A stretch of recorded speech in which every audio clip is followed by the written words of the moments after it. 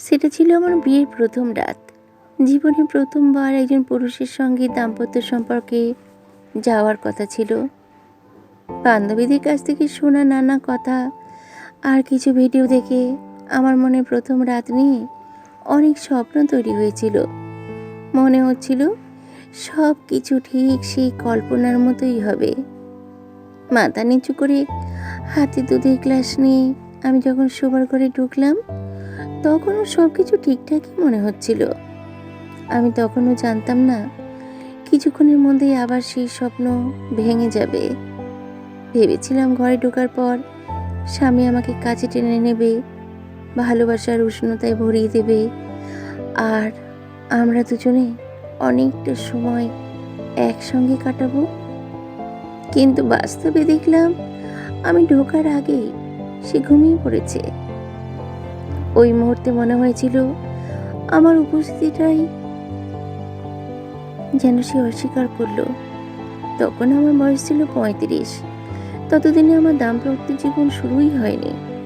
College বা চাকরির সময় দেখতাম কাছের অনেক ছেলে মেয়ের মধ্যে ঘনিষ্ঠতা তৈরি হচ্ছে, তারা একসঙ্গে সময় কাটাতো, হাত ধরে হাঁটতো।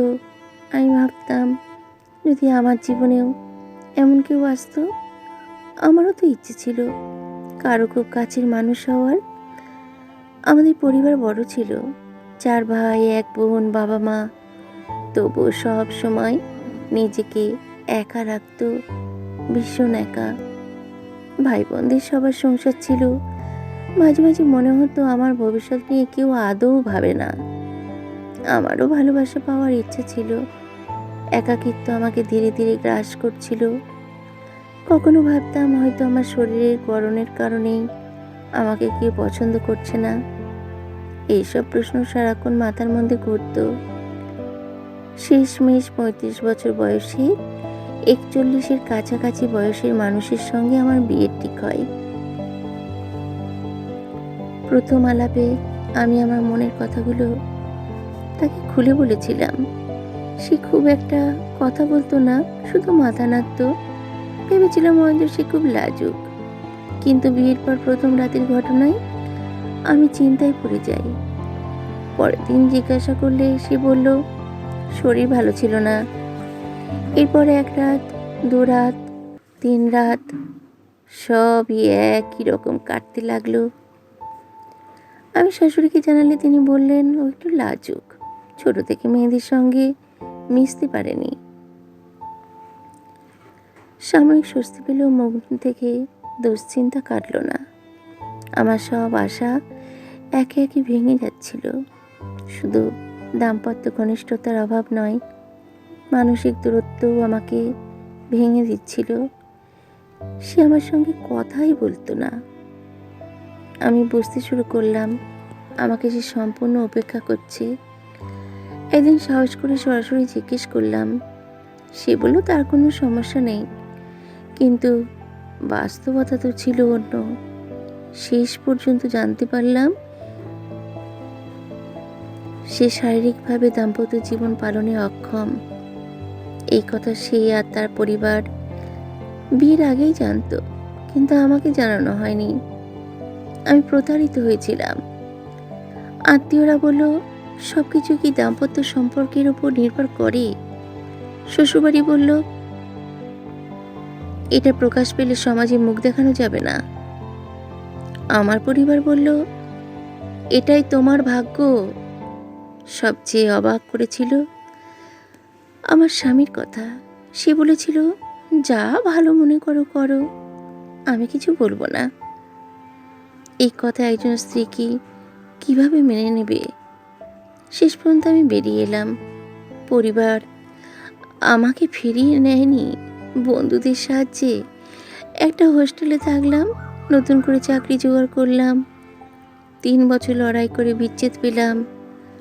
আজ আমার বয়স 40। জীবন আমাকে অনেক কিছু শিখিয়েছে।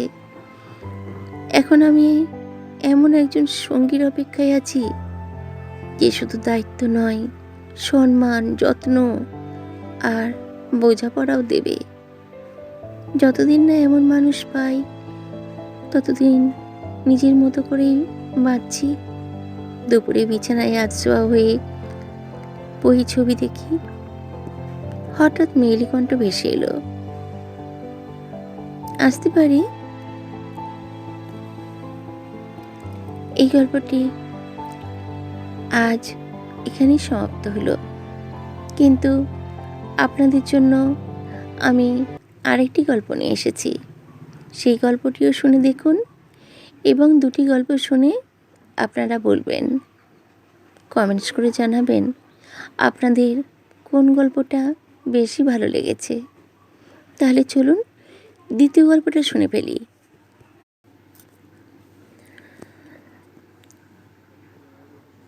দরজার সামনে কেউ এসেছে বুঝতে পেরে একটা বই পড়ছিলাম, বিছানা তলায় তাড়াতাড়ি লুকিয়ে ফেললাম।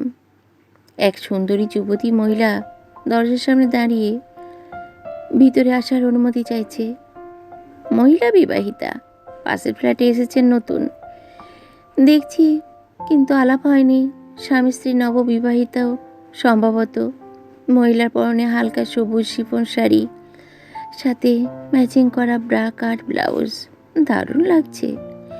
আমি সুন্দরের পূজারি, সুন্দরী মহিলা দেখলে বেহায়ার মতো আলাপ করতে এগিয়ে যাই।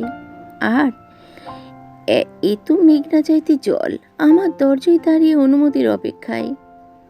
বেশ, ঠিক করে উঠে বসে পড়লাম। আরে আসুন আসুন, কি সৌভাগ্য আমার। নমস্কার, আমার নাম জবা, পাশের ফ্ল্যাটে থাকি।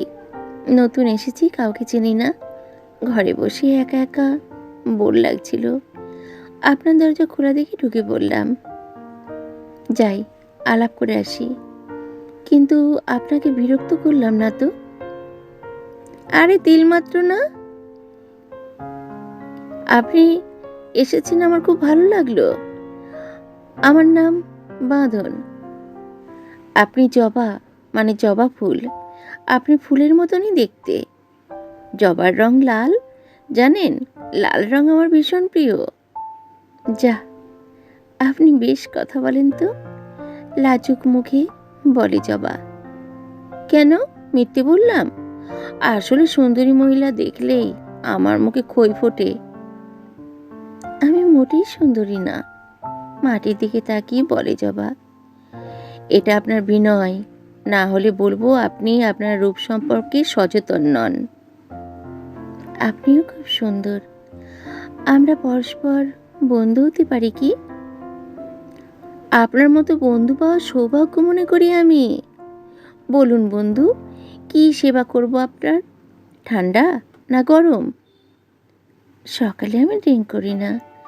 আচ্ছা, আপনি আমাকে বলছেন বন্ধু, আবার তখন থেকে আপনি আপনি করে যাচ্ছেন। বুঝতে পারছি, মুখে বললেও মনে মনে বন্ধু বলে স্বীকার করেননি হয়তো। না না জবা, তুমি আমাকে ভুল বুঝো না।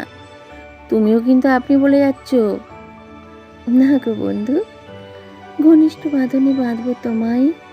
বাঁধন, আমিও বন্ধুত্বের বাঁধনে বন্দী হতে চাই। আচ্ছা, তুমি কি বই পড়ছিলে? আমায় দেখে লুকালে, দেখতে পারি কি? অবশ্যই পারো, তবে এখন নয়। সরি, তুমি আমাকে কাছের মানুষ হিসেবে মেনে নিতে পারোনি। এই কথা কেন বলছো জবা? তুমি জানো না এই অল্প সময়ে তুমি আমার মনে কতখানি জায়গা করে নিয়েছো। তাহলে দেখাতে আপত্তি কেন? মাথা নিচু করে বলি, এটা পর্নোগ্রাফি বই, গুপ্তাঙ্গের ছবি আছে। তোমাকে দেখাতে লজ্জা করছে? ছবি দেখে তৃপ্তি? বন্ধু, তুমি একটু ভীরু প্রকৃতি, ঠিক বলিনি? মনের মধ্যে গান বেজে উঠল, নাই নাই ভয় নাই, হবে জয়, হবে জয়। জবার কোমর জড়িয়ে ধরে কাছে টেনে গালে চকাম করে চুমু খেলাম। জবাও পাল্টা আমাকে ফেরত দিল। বন্ধুরা, কেমন লাগলো জবা ও বাঁধনের গল্প? আপনাদের মনেও নিশ্চয়ই বাঁধন তৈরি করেছে। তাহলে লাইক ও কমেন্টস করতে ভুলবেন না। আজ আসি, নমস্কার।